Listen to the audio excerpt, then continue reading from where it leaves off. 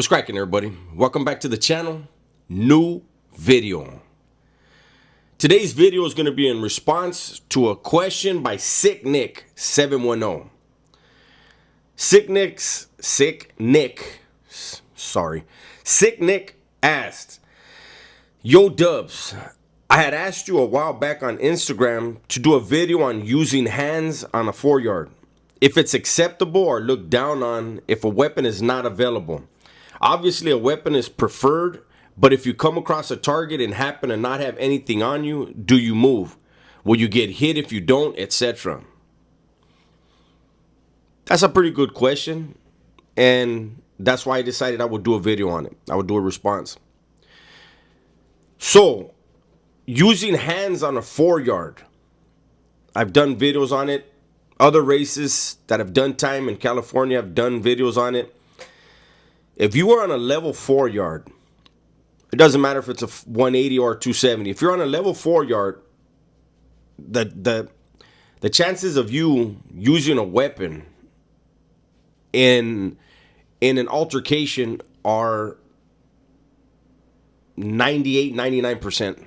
It's extremely rare for anybody to use their hands on a level 4-yard. It's very much frowned upon. Now, you asked if you come across a target and happen to not have anything on you.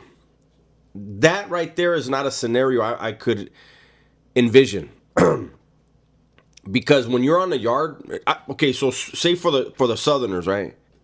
If you're on the yard with somebody and something's wrong with them, it's usually going to be found out right there in orientation. Somebody asked me in another video, what is fish roll? Fish roll is when all the new guys get there. They call them fish. The new guys, that just means they're new to the yard. Doesn't mean they're new to the system. They're new to the yard. They're referred to as fish. And where you originally get housed, prior to getting housed in a regular building, is usually going to be fish roll.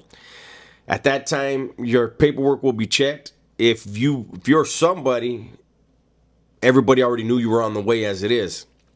So I've never heard or seen a situation where there's a target that needs to be hit and is just roaming around. Usually if somebody's a target, they're the last to know, and only those that need to know are going to know, and the appropriate person will get their hands on them. Now, again, when it comes to the Southerners, if somebody is actually really wanted and you use your hands on that person, there's a good chance you would get hit. And the reason why is because that would be considered a PC move. That would be, you know, this dude was wanted. Obviously, he did something foul enough to where he got green lighted. You only get one chance at somebody like that.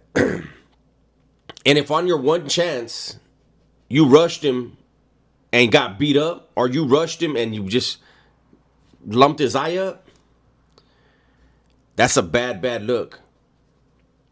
It's supposed to be, if you're not willing to try to take that person's wind, don't even move on them. Because you will have to answer to why you didn't treat that person the way that we're supposed to be treated. Now, I remember a situation happened. We were on the yard. I was yard crew, and I had went in to do something. While I was in the pad, in the cell, two Southerners decided that they had to lock it up because they owed too much money on the yard.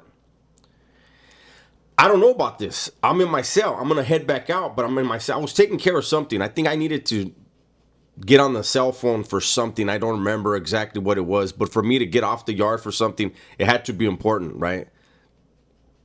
Excuse me. I remember my camarada coming, and he's like, "Hey, man, check it out." He goes, "You're going to be pissed." I said, "What happened?" And he said their names, right? Hey, so-and-so and so-and-so. And these dudes were cellies. So they went on the buddy system, right? He goes, "They locked it up." I said, "When? Last night?" And he said, nah, right now. I said, what you mean he locked it up right? They locked it up right now. He goes, yeah, they locked it up. I said, wait a minute.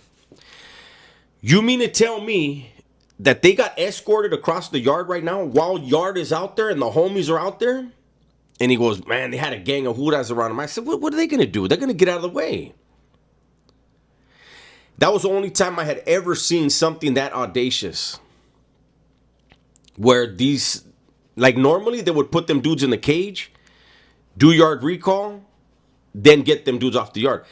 To escort them off the yard during yard, I don't know what the hell they told the cops, but that would have been a situation because these dudes were, it was a dope that if anybody would have rushed them, I wouldn't have had a problem with it. I would have been like, shit, at least somebody put hands on them, right? But that was a very rare occurrence, a very rare occasion. The only time, like I said, I've ever seen that. I'm sorry, my puppy is going crazy. She needs attention. But other than that, no. On a level 4 yard, if something needs to be dealt with, it has to have a weapon involved. That's just the reality of prison. It's also part of the psychological warfare. Everyone knows that's been behind the walls out here in California. When the Southerners do something, they're using weapons. There can be an infraction that a Southerner makes. And